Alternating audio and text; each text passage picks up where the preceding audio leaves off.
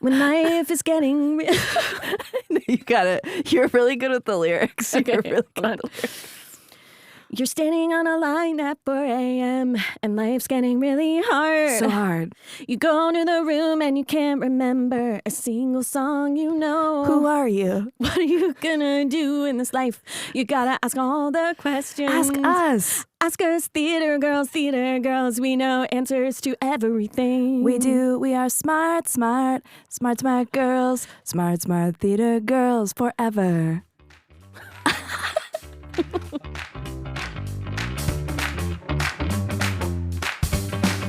Hey!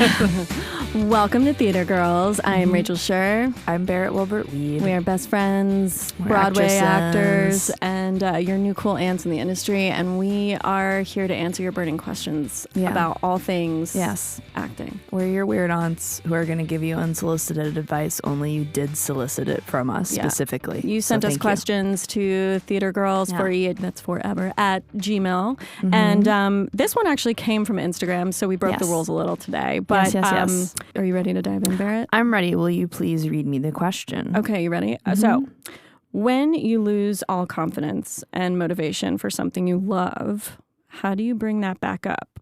That was from Love McNamara. Thank you so much for asking this question because we don't talk about it enough. I feel like this is very taboo to talk about, like, when you're really like knee deep or like chest deep in the cult of musical theater world, because it is a cult. You do have to really actively try to not be fully in the cult where this is all you do. This is all you're eating. This is all you're dreaming about. This is all you're sleeping about. This is an all-consuming thing.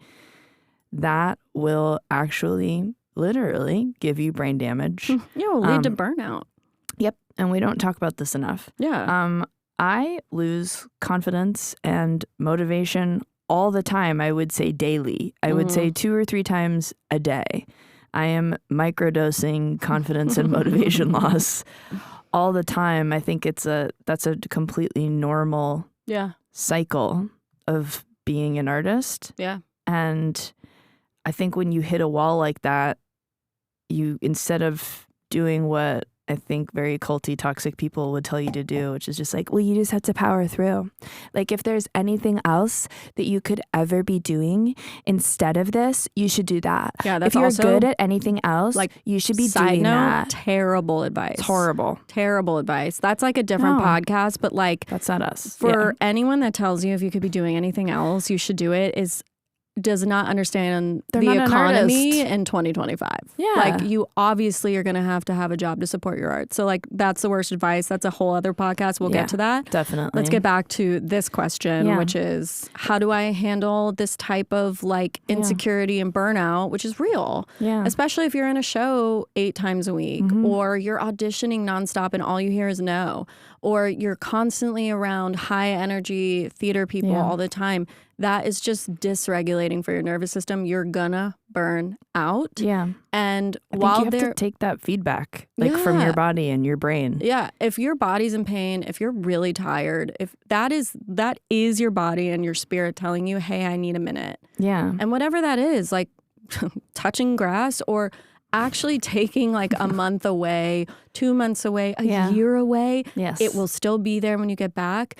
It's really your body telling you to take a nap. Yeah. And I feel like this question is coming from somebody who is like pursuing it. Like not quite into the 8 show a week schedule. Sure. That's my instinct. That could be it. But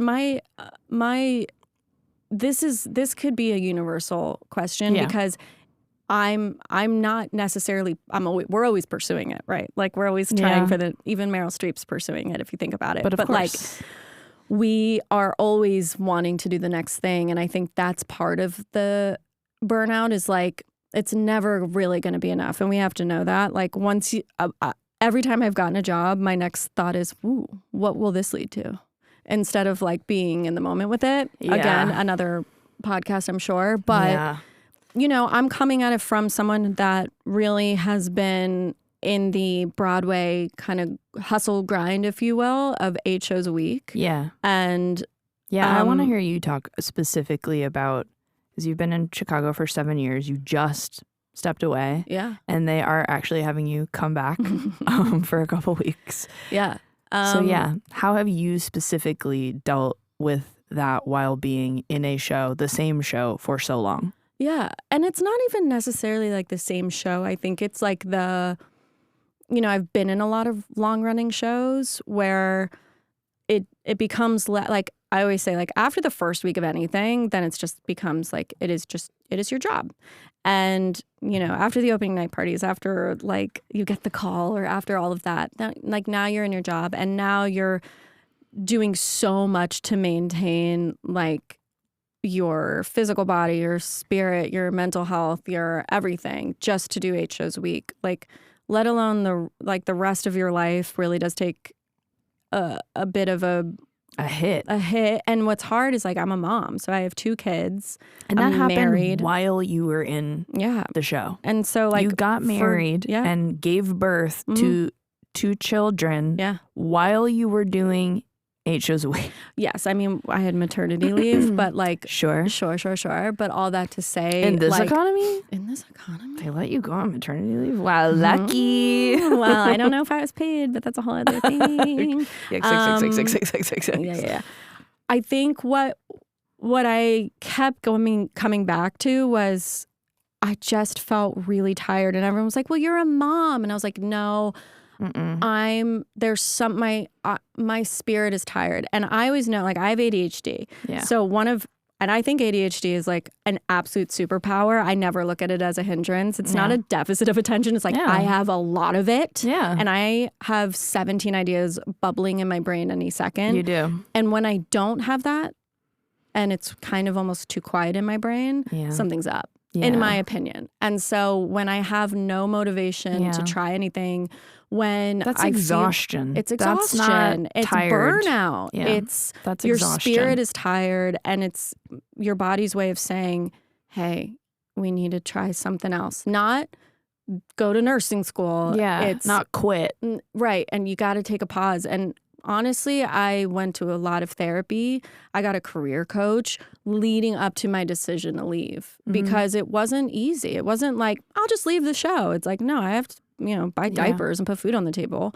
And so I knew I had to figure out a way financially to do it, but I also had to figure out a way for my heart to do it. Because, like, being in Chicago was one of my dreams, and being Roxy was one of my dreams. I'm like, what? I'm walking away from that? I remember working on that monologue with you when you were in your studio apartment on 42nd Street. Yeah. And so, like, this has been a lifelong thing. And to know that I had the power to walk away, actually at first was like so isolating, such a weird feeling, so depressing. And then I realized how empowering it was to know, oh, I'm a bigger artist than this. I'm going to I'm going to record a podcast. I'm going to go to an acting class. I'm going to audition for I'm going to audition for this weird play downtown. Like, it gave me this opportunity to know that I'm not burnt out of the industry. I'm just burnt out of this, like, one part of it.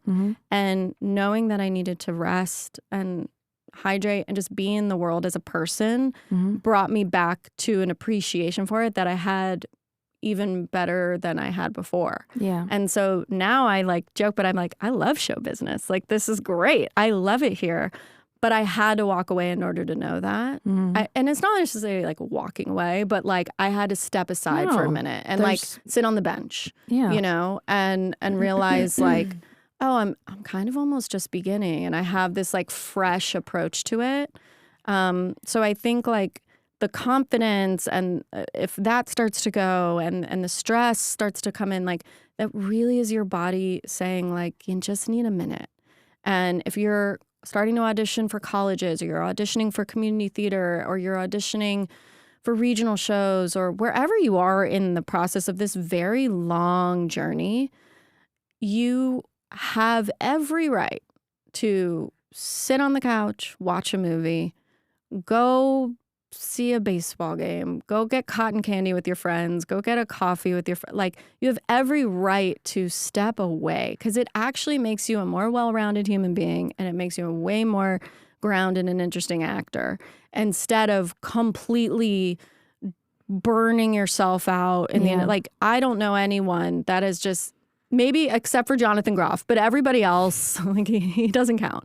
Everybody else has to step away for a minute and be okay with being a person. Because we want to see people on stage. We don't want to see musical theater automatons just, regurgitating more musical theater BS. Yeah. Like, we really do want to see people on stage. I do.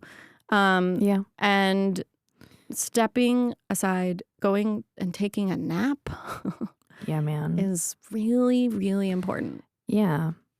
Thank you for sharing all that, because I think your experience specifically with burnout and being like, okay, when is the time to take a little break is probably much more like realistic than mine. So but it's also it's applicable to like everybody in every industry. But sure. Yeah. I've also just the realization that I came to specifically when I was doing Mean Girls. That's the longest time I've been in a show. And year 2, I was struggling with like some pretty serious, scary mental health stuff. And I also had hurt my neck. Somehow knock on wood, I am so lucky I've never had a vocal injury. I've had serious vocal fatigue, but I've never had an injury. And I hope I never do. I try to be super cautious and careful about what I use, how I use my voice, and how often. But so I was out for a lot of my second year of Mean Girls on medical leave, which was like people did not understand or take kindly to.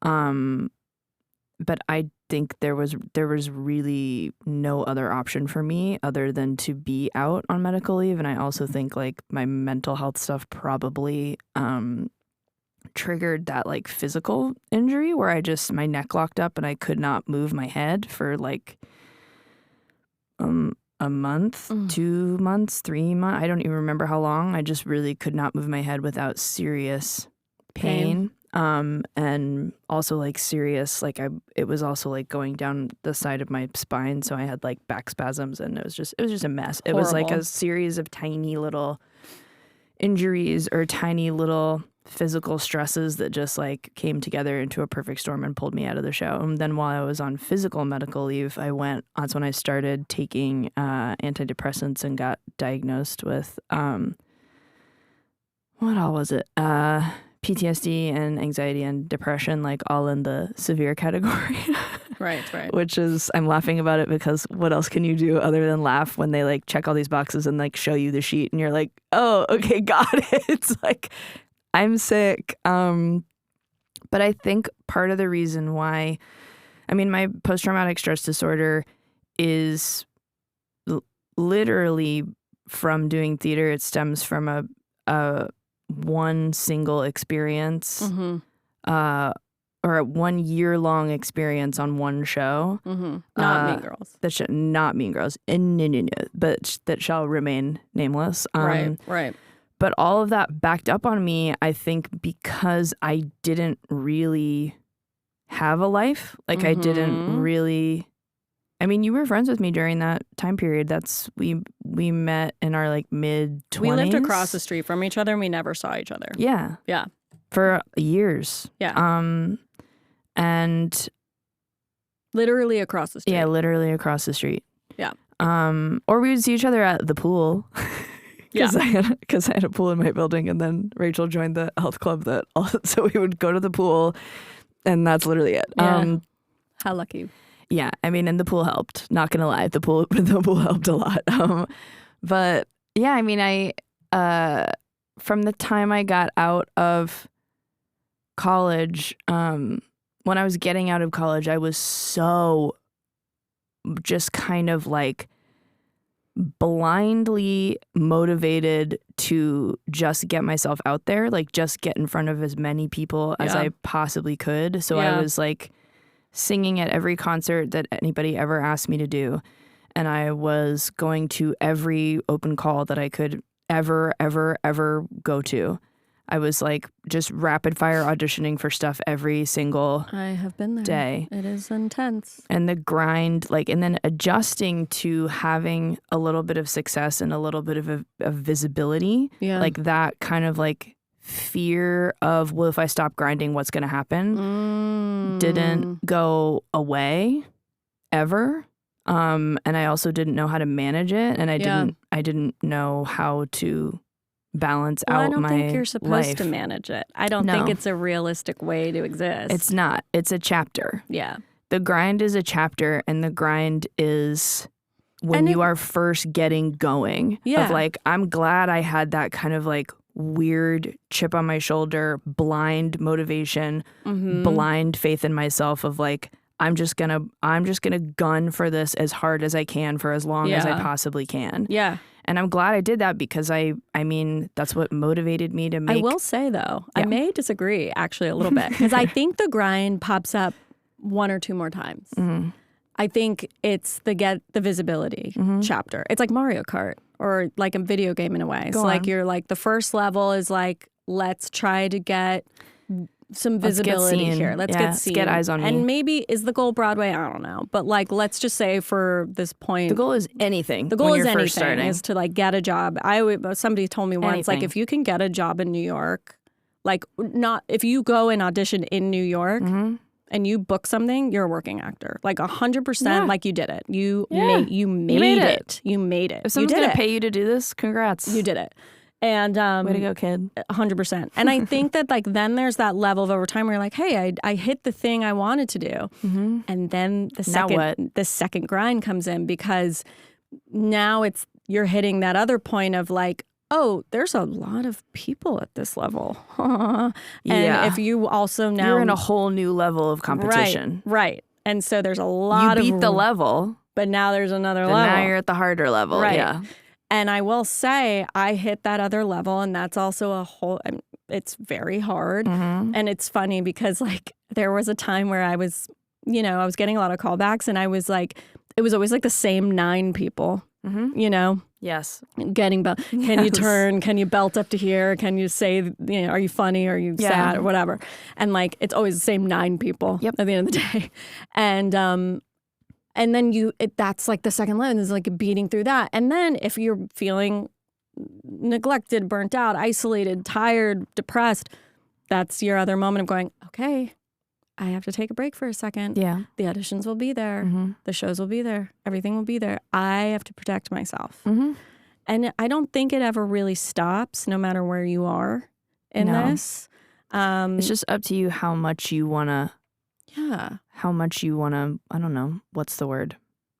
I was going to say give in, but that's not really what it is. It's not necessarily give in. How much you want to sign up for. Yeah. How much you want to sign up for a continuing grind. And I mean, and back to the question, when you lose motivation. Yeah. That's when in my Rachel world, in my personal experience, motivation or lack of means I'm depressed or very, very burnt out or tired. Yeah. Or also like, you're just not finished, but like you're just done for a while. Like it's, if there's nothing, I remember like, I think Ben Schwartz gave an interview once where he was talking about having a chat like with his improv teacher and just feeling like he was sucking in class and like he was sucking in his performance and sucking at stand-up and sucking at everything. And his teacher was like, okay, well, first of all, you don't suck. But second of all, what are you doing outside of literally just improv? And of course his answer was nothing. Yep. And he was like, yeah, you have nothing to pull from. You have nothing in the tank. You're not going anywhere. You're not seeing anything. No. You're not putting anything in your emotional tank or your spiritual tank or your artistic tank. Like you have nothing to give. Right. So you feel like you suck because you have nothing to share with people. And like when there's absolutely nothing in your tank, that's when you start to lose motivation and you start to lose your perspective. And when you lose your perspective, you lose confidence in yourself. So dear theater girl, take a nap, take a breather, take a break. Listen to what is happening. It will all be here. This is never going away. It's never going away. And if anything, you're going to bring a fresher perspective to it. Yeah. When you come back to it. And so take care of yourself. Yeah. You have to listen to your body and your brain and your soul when there's nothing left in the tank. That's right. You got to start putting yourself at the center of your life instead of this career path in this industry. And I think that sometimes taking a break doesn't necessarily mean you're going to go back to it. Sometimes taking a break, you realize, I think I have other things I want to pursue. Mm-hmm. I have many friends who have done that, and they've gone on to be really successful and happy in other pursuits. And fulfilled. Really fulfilled, and realizing like musical theater and film and TV or like just acting, if it doesn't bring you the joy that it maybe once did, that's a real teller. And I think taking a break will allow you to see other things that might spark that kind of excitement again. Yeah. And that is fucking great. Yeah. Because we also need centering your joy and more your people health. That are happy and excited about what they're doing. And I think there's a lot of power in knowing that you can do a lot of things. Mm-hmm. Like the universe is never on a budget. Yeah. It has a lot of stuff to offer. Yeah. And the more you pursue the other things, sometimes like the things you've always wanted then like come back to you. Mm-hmm. And I can say a case in point recently, like I was like, you know what? All right, I'm going to audition for things that I want to audition for. Mm-hmm.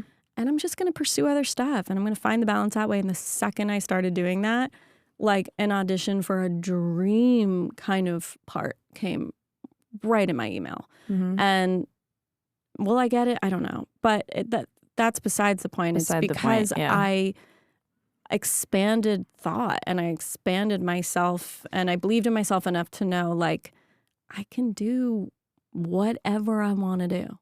Yes. Rachel, tell our theater girl literally your laundry list of everything else that you do other than being on Broadway. My laundry list. I do laundry. I have 2 children. I have a dog. I have a husband. I have a social media content creation company. Mm-hmm. I don't know. I'm a human person and I'm like trying to be a bit more of a giver in the world. So I think that in order to give back, I have to love myself a bit more. Yeah. And not give myself away too much to the industry. Yeah, I like that. What about you, Barrett? What else you got going on? I mean, we're making this together because we have seen a hole for something sincere and helpful in our industry. You also helped me direct a solo show that I wrote last year, not the music, but all the essays. And I'm also, I'm trying to write more. I'm trying to figure out the technical aspects of writing so that I can write pilots and film scripts and maybe some plays. I'm starting to dabble in producing. I'd like to produce for other people. And also those things are really fulfilling when you get in the driver's seat and you start driving the car yourself and making your own things. Yeah. It starts to matter way less. Like the jobs that you would get that other people would give you just start to matter a lot less. Oh, yeah. So yeah, dear theater girl, my hope and dream for you is that you take this loss of motivation and loss of confidence as a sign that it's time to put yourself back in the driver's seat and pay attention to what's truly bringing you joy and health and happiness and take your break. Take your break. Well, thank you so much for listening. That was episode 2 of Theater Girls. If you have more burning questions, please email us a voice memo or a written question to theatergirls4e@gmail.com. That is THTR GRLZ 4e@gmail.com. We will also put it in the show notes. And that's for like the number 4. Yeah, forever. We'll see you next time. We love you. Can't wait to hear from you. We love you. You got questions? We got answers. And they're gonna be really fucking good. Because we're theater girls. Yeah! Yeah!